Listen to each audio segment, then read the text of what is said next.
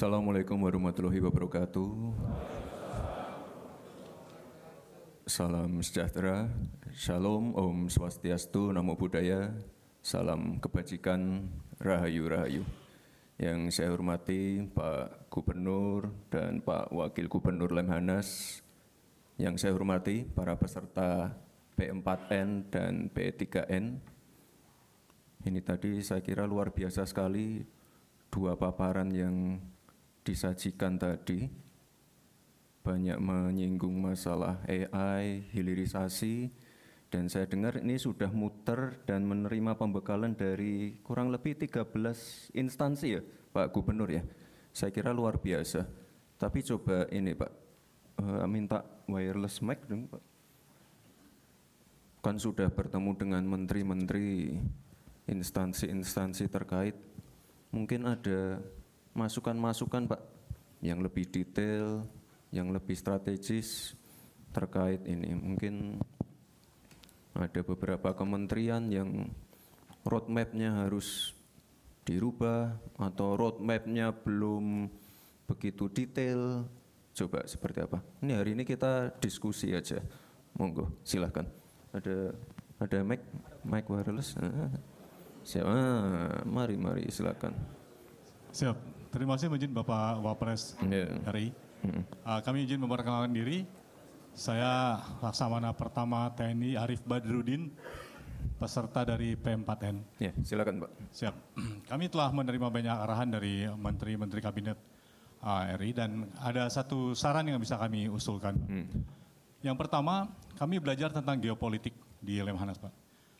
Kami berharap agar kepemimpinan geopolitik Indonesia ini bisa kembali memimpin di dunia yang sekarang ini sedang terpolarisasi dengan memanfaatkan Danantara yang saat ini sudah dibentuk oleh Presiden RI dan nantinya akan menyediakan anggaran yang cukup besar di mana 20%-nya rencana dari Kepala Danantara akan diinvestasikan di luar negeri.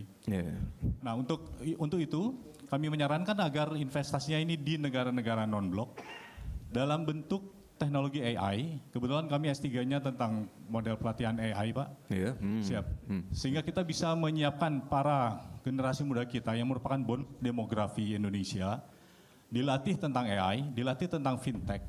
Kemudian mereka membuka industri-industri startup di negara-negara non-blok tersebut dengan memanfaatkan QRIS kita, Pak. Siap. Kami telah melakukan, untuk taskap kami adalah model pelatihan artificial intelligence yang telah kami terapkan di beberapa instansi, terutama di Angkatan Laut, Pak. Dan hasilnya cukup menggembirakan, ada yang menjadi juara nasional, bahkan ada yang menjadi juara dunia di Singapura. Harapan kami, kepemimpinan geopolitik Indonesia ini bisa kembali diraih. Zaman dulu Presiden Soekarno tidak pakai uang bisa menjadi pemimpin non-blok. Kita sekarang memiliki Bapak Presiden dan Bapak Wakil Presiden, memiliki Danantara. Saya yakin kita akan kembali menjadi pemimpin non-blok. Demikian, terima kasih. Baik, sudah bertemu langsung dengan CEO Danantara, Bapak-Bapak semua? Belum. Siap, belum. Belum. Kapan Pak dijadwalkan ya? Dalam bulan-bulan ini, bulan depan ya mungkin. Oke. Nanti bisa disampaikan langsung ke CEO Danantara terkait itu tadi ya Pak ya? Siap, yang jelas ini apa? Silakan duduk. Terkait geopolitik, ini memang ya tantangannya saat ini adalah geopolitik yang nggak menentu, climate change, lalu perang dagang, perang tarif. Jadi ini Bapak Ibu, saya mohon doa untuk Pak Presiden yang saat ini sedang melakukan perjalanan ke luar negeri, agar beliau diberikan kesehatan dan kelancaran dalam tugas-tugasnya di luar negeri. Karena penting sekali ini, beliau menghadiri BRICS, lalu ini kalau nggak salah sedang di Brussels ya. Penting sekali. Dan yang namanya hilirisasi, itu penting sekali. Kita tidak boleh lagi mengirim barang mentah. Kita harus mengejar nilai tambah dari kegiatan-kegiatan downstreaming ini. Kalau enggak, ya kita selamanya akan diremehkan negara-negara lain. Nah, ini kebetulan ada teman-teman dari negara lain juga. Kita benar-benar fokus di situ. Fokus di AI, fokus di hilirisasi, fokus di pengembangan SDM.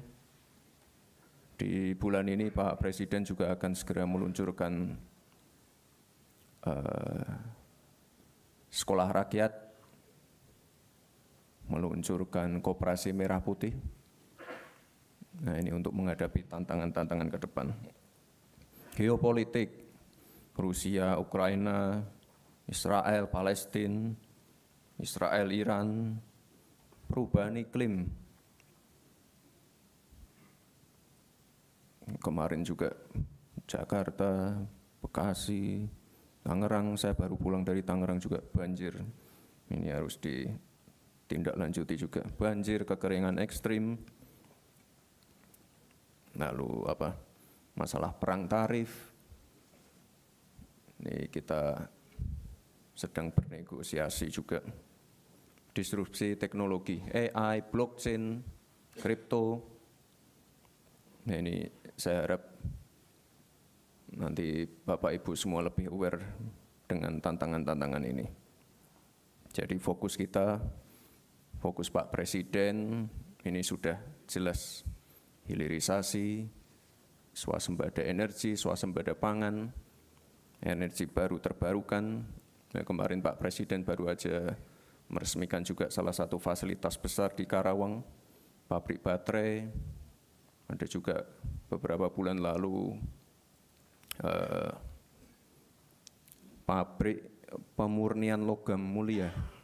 Ini juga besar sekali. Bapak dan Ibu yang saya hormati, sering saya paparkan pada waktu saya masih wali kota, kampanye, debat pilpres tentang pentingnya ini bonus demografi. Jadi kesempatan seperti ini tuh hanya datang sekali. Jadi kita harus benar-benar hati-hati, menyiapkan SDM terbaik. Itulah tadi kenapa Pak Presiden menyiapkan sekolah rakyat. Selain sekolah rakyat, ada juga sekolah Garuda, sekolah unggulan.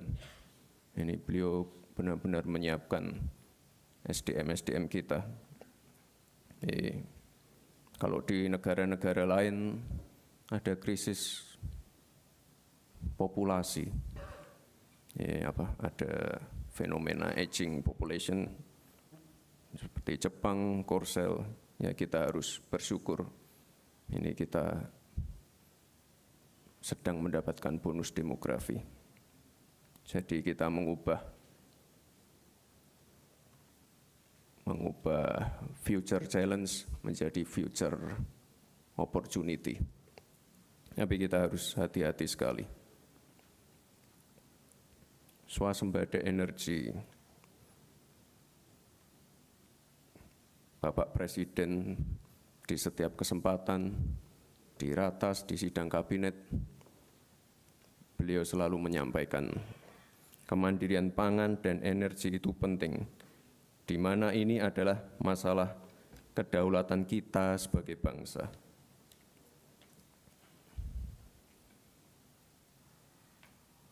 Saya baru aja pulang dari Jogja, panen tebu. Lalu dari Banyuwangi panen tebu juga. Beberapa waktu yang lalu panen beras di Ngawi. Ini saat ini stok beras kita capaiannya tertinggi selama 23 tahun terakhir, 4,25 juta ton. Ini sangat luar biasa sekali. Di mana negara-negara lain lagi kekurangan, kita surplusnya luar biasa ini. Ini kalau masalah beras sudah kita beresi ya. Masalah air, masalah pupuk, masalah mafia berasnya.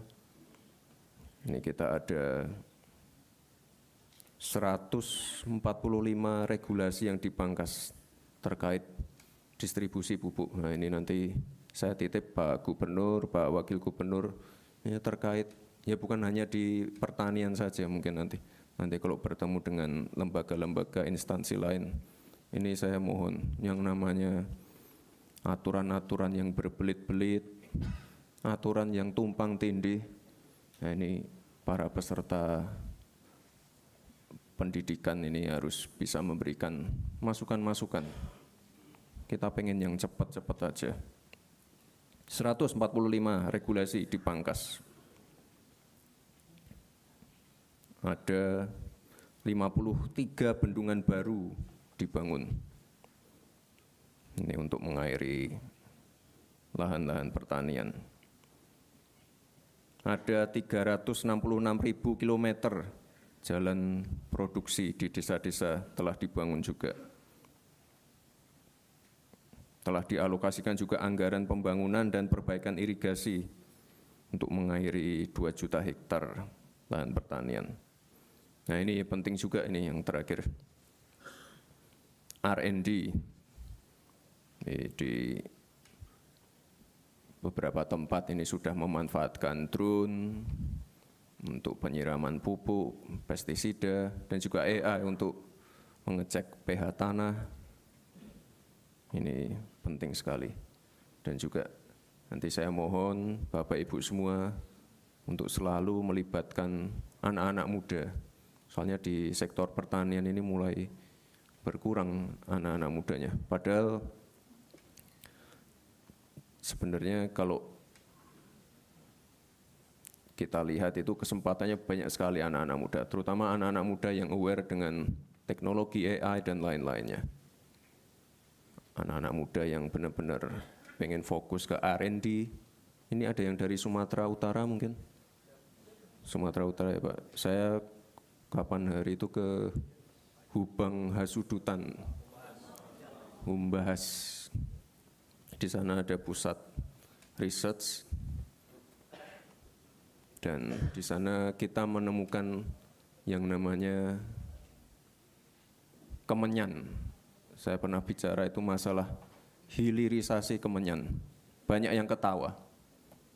Kemenyan buat dukun ini. Salah. Kemenyan itu sama berharganya dengan nikel. Tapi dari dulu, ya sekali lagi kita dari dulu jualnya jual mentah. Ibu-ibu yang pakai parfum LV, Gucci dan lain-lain, itu dari kemenyan. Kita jualnya mentah terus, makanya kita dorong anak-anak muda untuk riset. Kita sediakan tempat yang baik untuk riset, alat-alat terkini. Hilirisasi, bukan hanya hilirisasi nikel dan lain-lain. Ada yang namanya hilirisasi kemenyan dan masih banyak lagi yang saya temukan di sana. Insya Allah tahun ini pusat riset itu akan diresmikan oleh Pak Presiden. SDM sekali lagi.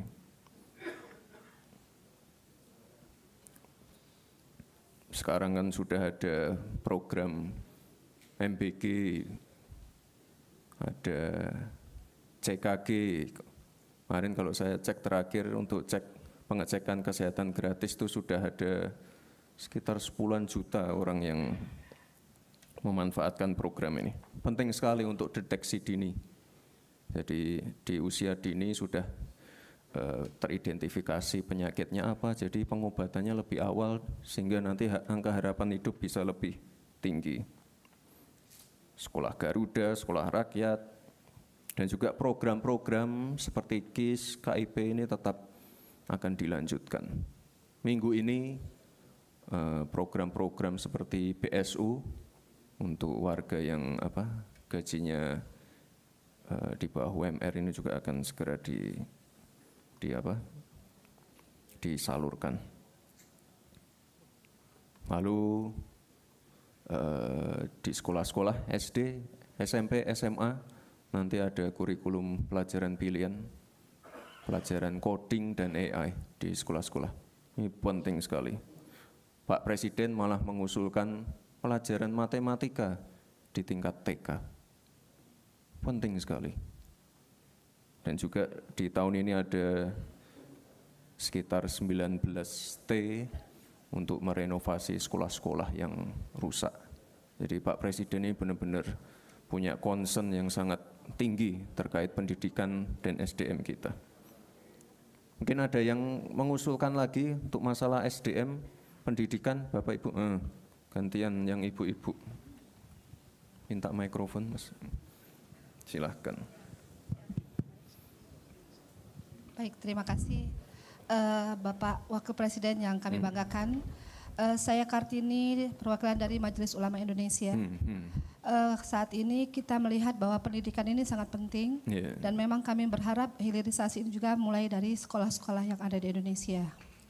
Selama ini apapun hasil dari research, kemudian hasil penelitian-penelitian itu tidak ada kontribusi yang melekat dengan dunia usaha gitu. Jadi misalnya penelitian-penelitian saat ini tidak langsung bisa menghasilkan sesuatu yang bisa dilakukan, yang bisa berguna untuk bangsa ini karena hanya berupa kertas atau paper.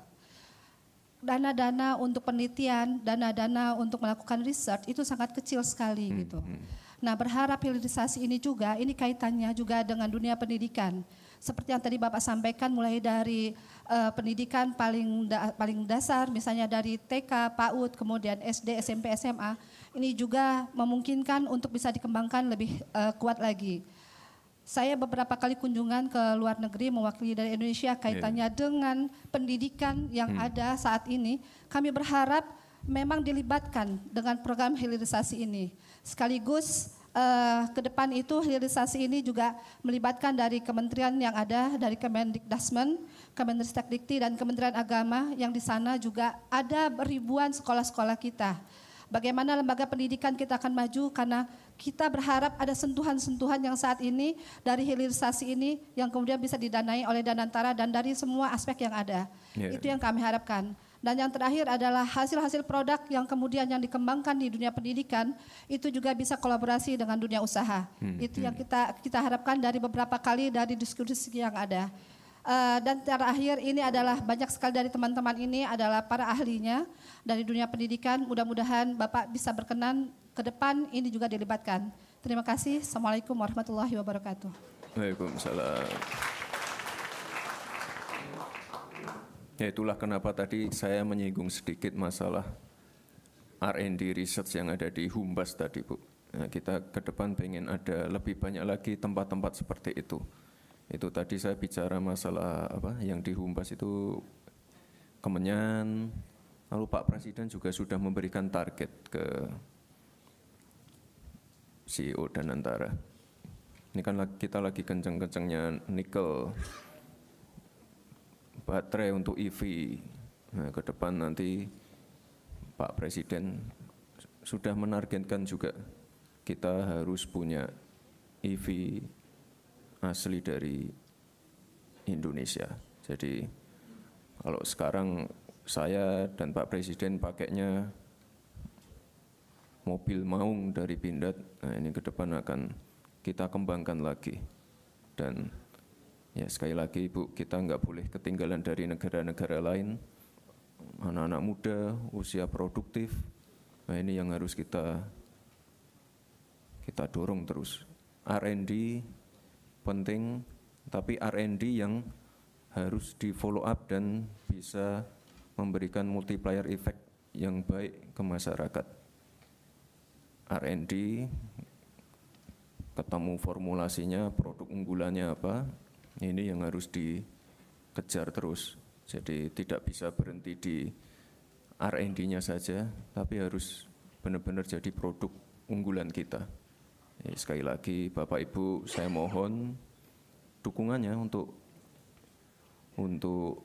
ini program hilirisasi ini banyak sekali.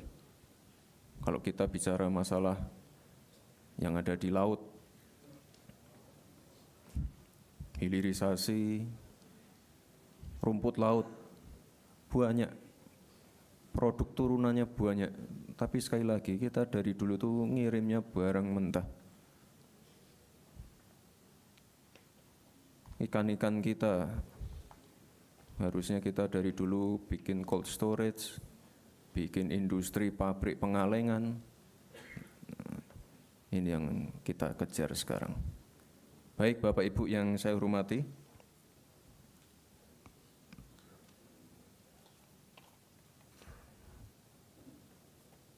nah, ini untuk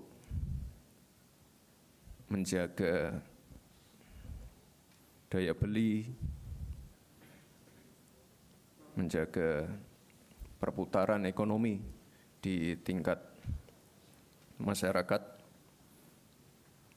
Pak Presiden juga sudah mendorong bantuan-bantuan seperti PKH, bantuan pangan, diskon listrik, subsidi upah, diskon transportasi, diskon tarif tol, semua itu untuk menjaga daya beli dan perputaran ekonomi. Nah, ini ke depan PR-nya bagaimana bantuan-bantuan itu bisa tepat sasaran.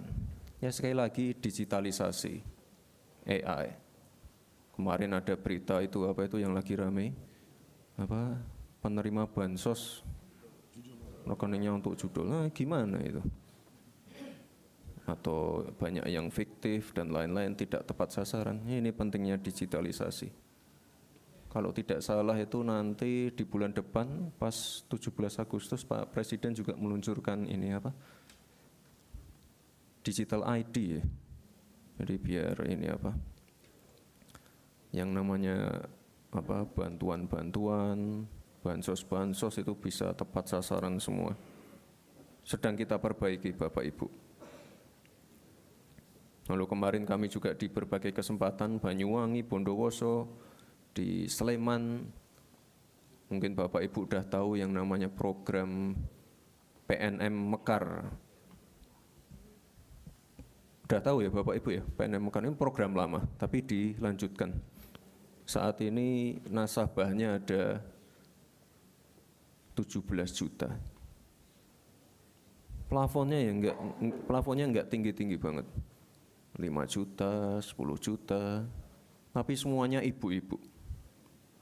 Semuanya ibu-ibu. Dan dari sini kemarin, wah itu luar biasa, kemarin di Sleman. Cuma jualan keripik, jualan handicraft, anaknya bisa sekolah di UGM, kuliah di UGM. Luar biasa sekali. Dan yang paling penting ini, ya karena ini ibu-ibu, lebih tertib. NPL-nya rendah sekali, 1,74. Itu rendah sekali. Artinya kalau NPL-nya rendah, kredit macetnya hampir tidak ada. Jadi ini luar biasa. Program ini akan kami teruskan dan sekali lagi udah ketemu kementerian terkait ya Pak ya.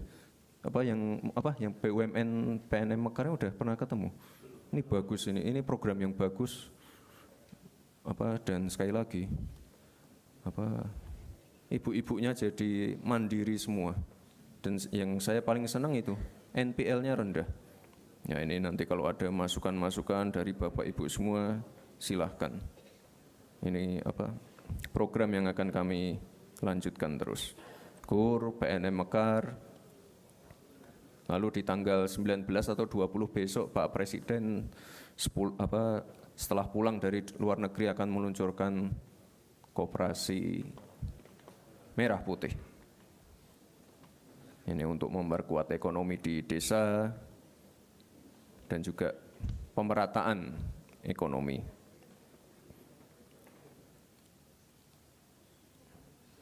Bapak Ibu, ini sebagai penutup, ya saya pesan untuk selalu dalam mengeksekusi berbagai kebijakan itu Bapak Ibu harus adaptif, kolaboratif. Tadi sempat disinggung masalah ego sektoral. Ya sering saya alami dari zaman wali kota. Dan tadi kuncinya yaitu kolaborasi dengan Forkopimda. waktu itu dengan Danrem, dengan Dandim, Kapolres, Bupati, Wali Kota sekitar Solo, penting sekali. Sekarang misalnya swasembada pangan, itu jangan salah loh Bapak Ibu, itu melibatkan TNI Polri loh. Kemarin kita panen tebu itu yang membackup Pak Panglima. Ada juga panen jagung itu yang membackup Pak Kapolri. Ini semuanya berkolaborasi. Dan yang paling penting Bapak Ibu, selalu turun ke lapangan. Ini turun ke lapangan itu bukan pencitraan atau mencari exposure, tidak. Dialog langsung dengan warga, dialog langsung dengan pelaku UMKM, dialog langsung dengan petani, itu penting sekali. Dialog dengan misalnya warga sekitar tambang, lokasi tambang, penting sekali. Saya pernah ke suatu lokasi, tidak perlu saya sebut lokasinya. Warganya mengeluh masalah tambang, masalah hauling. Itu kalau tidak didengar, tidak kita ajak diskusi, permasalahannya tidak akan selesai. Itulah pentingnya turun ke lapangan.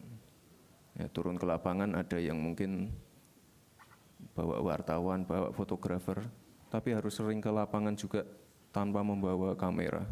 Diam-diam aja malam-malam, satu mobil, tidak perlu ada protokol, penting sekali.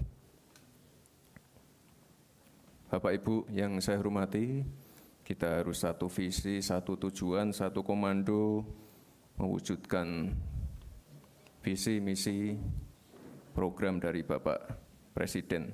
Sekali lagi kita harus bekerja sama, hilangkan ego sektoral atau merasa paling hebat sendiri. Kita harus menjaga situasi tetap kondusif. Tidak ada negara yang bisa tumbuh dalam keadaan tidak stabil atau tidak kondusif. Dan sekali lagi Bapak Ibu, selalu turun ke lapangan agar kebijakan dan keputusan yang dibuat bisa sesuai dengan kondisi masyarakat. Saya yakin Bapak Ibu semua adalah pemimpin yang berdedikasi, yang mampu membawa Indonesia menjadi negara maju dan meraih Indonesia emas. Mari bersama kita bersatu.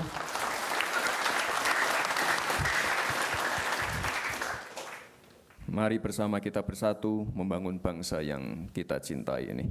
Terima kasih. Wassalamualaikum warahmatullahi wabarakatuh.